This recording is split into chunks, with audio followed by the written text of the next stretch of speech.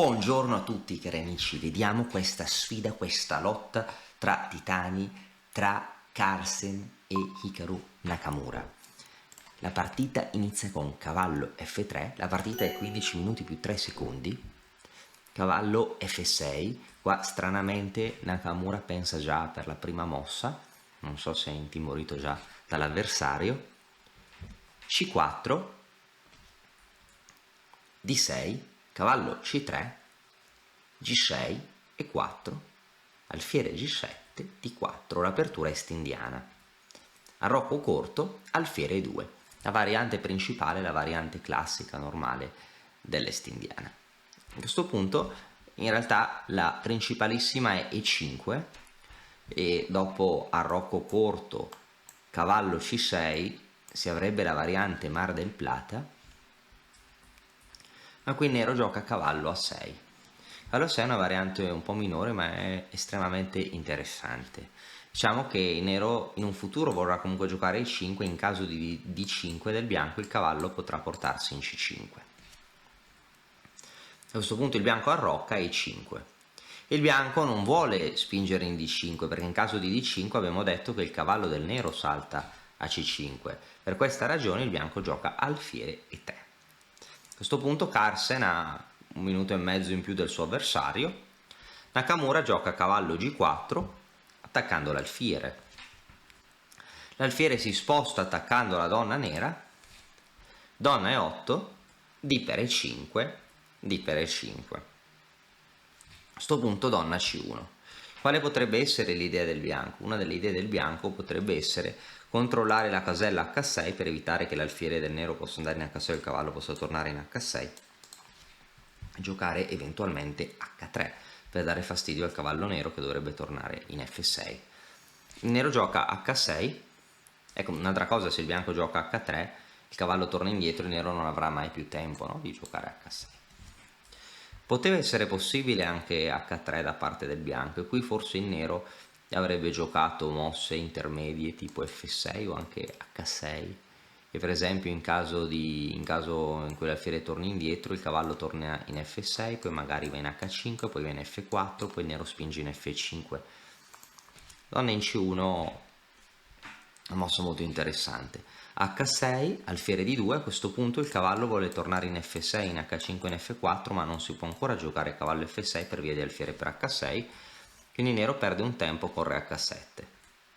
Il bianco gioca C5 a questo punto, un'idea interessante. C'erano anche altre possibilità, ma C5 ha l'idea che vuole a volte catturare in A6 distruggendo la struttura del nero. Un'altra idea poi potrà essere cavallo D5 e andare ad attaccare C7.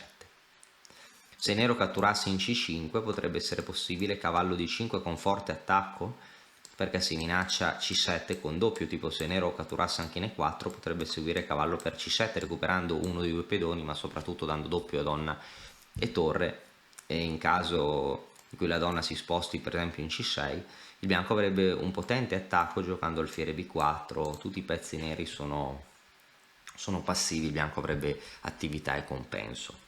Nero gioca C6, Carlsen cattura e ora il nero ha la coppia degli alfieri ma la sua struttura pedonale è orribile. H3 gioca il bianco, cavallo F6, torre D1. La torre va sulla colonna aperta, non si scarta poi giocare alfiere 1, alfiere 3 e la torre poi potrà andare in D6. Donna E7, alfiere 3, nero gioca cavallo E8, il nero vorrà spingere in F5, il bianco gioca donna C2. Il bianco dice che non posso evitare F5 ma inizio già a creare un attacco raggius contro il re nero. F5 e per F5 e ora G per F5.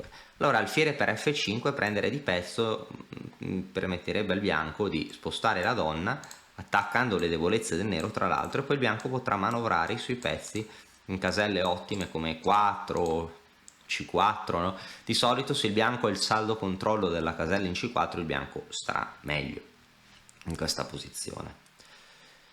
Notare che il nero potrebbe provare alfiere per H3 per distogliere il difensore del cavallo, ma dopo torre per F3 il bianco avrebbe donna per C6 attaccando F3 e A8, il bianco guadagna troppo materiale. Il nero prende, La chiave di queste posizioni è che questi pedoni sono un po' deboli, perché il re nero ora è un pochino più debole, ma questi pedoni controllano anche molte caselle, controllano tutte le caselle davanti a loro. Quindi uno dei piani del bianco potrebbe essere fare pressione su questi pedoni, che sono attivi ma sono anche deboli, perché? Per obbligarli ad avanzare, perché se il nero spingesse in F4, ora tra l'altro non può, indebolirebbe le case bianche, se il nero spinge in E4 indebolisce le case nere.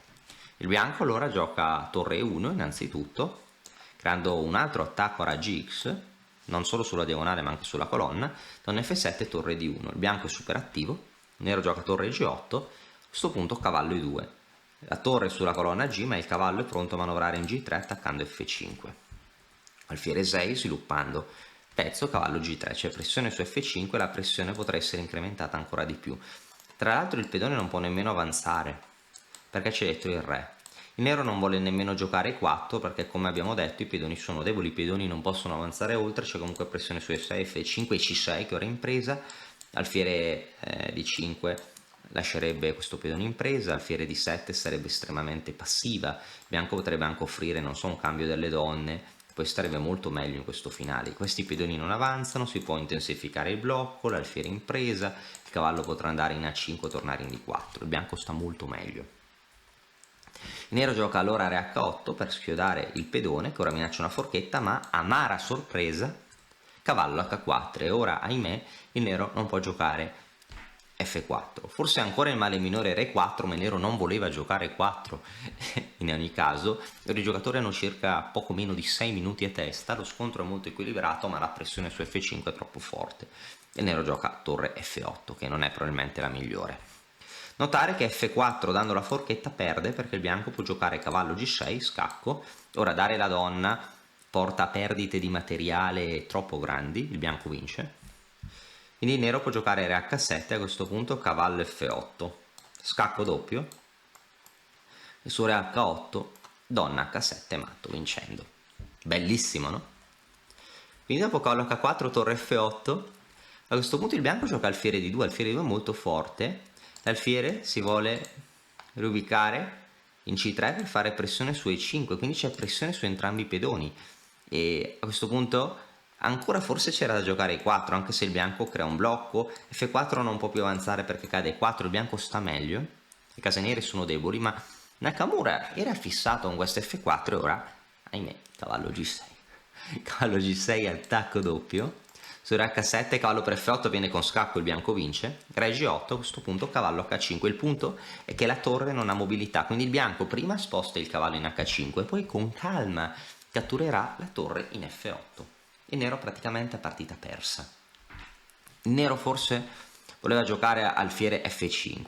Alfiere F5 forse era il male minore, perché non perde tanto materiale, però il bianco avrebbe un vantaggio tecnico attraverso una combinazione di semplificazione, un vantaggio che saprebbe sfruttare appieno. Infatti qua 4 minuti a Nakamura pensa 1 minuto e mezzo che tantissimo e gioca un'altra mossa. Alfiere F5 probabilmente non gli piaceva, per donna per F5, torre per F5, cavallo E7 scacco, re H8, il re non può interferire, no, con la torre, quindi re H8 abbiamo detto, o re H7 uguale, cavallo per F5, torre per F5, cavallo per G7, ora dopo cavallo per G7 o re per G7 il bianco gioca alfiere C3, il bianco ha un attacco decisivo sui pedoni neri, e che se cade E5 poi F4 sarà debole, se si prova a sostenere questo pedone il bianco ha partita completamente vinta.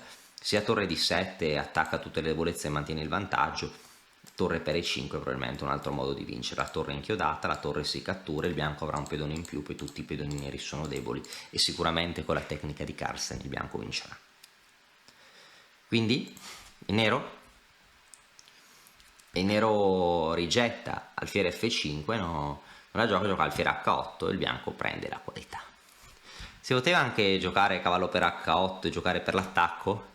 Sì, perché si elimina un ottimo difensore del re nero, no? Poi il bianco gioca alfiere C3, attacca E5, attacca sulle case nere, dovrebbe vincere, ma perché? La qualità è la qualità. Carlsen sa benissimo che il materiale permette di vincere, ora qua gioca G4, interessante. Il nero potrebbe essere minaccioso se prende il controllo delle case chiare, G4 impedisce al nero di controllare tali caselle.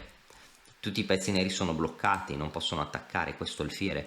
il nero prende in G3 per aprire la posizione, ma ohimè alfiere per H6 intermedia scacco, re G8, cavallo per G3. Il bianco sta meglio, il re bianco un po' esposto, ma ora tutti i pezzi bianchi possono arrivare nell'ala di re per difendere e per contrattaccare. Alfiere per A2, perché un pedone, ma che la qualità è più importante. La donna si attiva, si minacciano degli scacchi, si minaccia C6.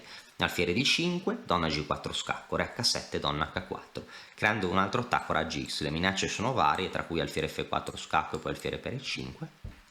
Nero gioca re G8, cavallo E4, il cavallo si unisce all'attacco, impedisce ai pezzi neri di attivarsi, il cavallo può andare in G5, la torre è pronta ad alzarsi. Sei alla ricerca di una scacchiera in legno professionale? Vienici a trovare su mattoscacco.com, scoprirai le nostre scacchiere artigianali da torneo. Donna F5, torre di 3 fortissima, per andare in G3. Il nero gioca cavallo G7, ma ormai il nero è già morto. Il nero non riesce a reggere. La torre in G3 creerà un attacco decisivo. Il nero gioca cavallo G7, ma ora cavallo F6, re F7, semplificando. Ora, probabilmente si poteva giocare C per D5, ma il bianco prende in D5, poi prende in E5 e alla lunga vince. Può anche giocare alfiere per G7, semplificare in un finale e vincerlo. Ormai è finita. Quindi dopo cavallo per D5, il nero gioca donna per D3, prende il bersaglio rosso ma abbandonerà tra poche mosse. Ora combinazione decisiva di Carlsen, donna e 7 scacco. Il punto è che ora su re G8 segue cavallo F6 scacco matto. Scacco matto, il re nero non può andare da nessuna parte e dopo re G6 segue donna D6, creando con tempo un attacco a raggi X. Il re può andare solo in F5, può andare solo in F5, in H7, in H5, tornare in F7. Se il nero va nelle prime 3 caselle, in queste caselle evidenziate in rosso, perde per una scoperta. Scoperta, sorpresa. Scoperta, sorpresa. Il re quindi è andato in F7, ma ora il bianco vince. Come vince il bianco? Donna di 7. Da questo punto il nero è abbandonato. Perché? Perché il nero sarà di nuovo esposto alla sconfitta, perché ora su re F8, donna E7, e qua avevamo visto prima il nero non può più tornare in G6 perché non è più in F7, in F8 e qua prende matto. E su re G8, cavallo F6 scoperta, su re G6 nuovamente, cavallo F4, cavallo E7 scoperta, il nero prende l'alfiere ma perde la donna e la partita.